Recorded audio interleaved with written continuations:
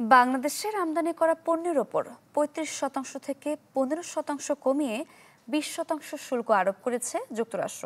শুক্রবার শুল্ক নিয়ে হোয়াইট হাউসের এক ঘোষণায় এই হার উল্লেখ করা হয়।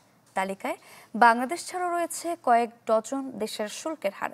গত ২ এপ্রিল বাণিজ্য ঘাটতির কথা উল্লেখ করে বিশ্বের বিভিন্ন দেশের ওপর উচ্চ হারে পাল্টা শুল্ক আরোপ করেন মার্কিন প্রেসিডেন্ট।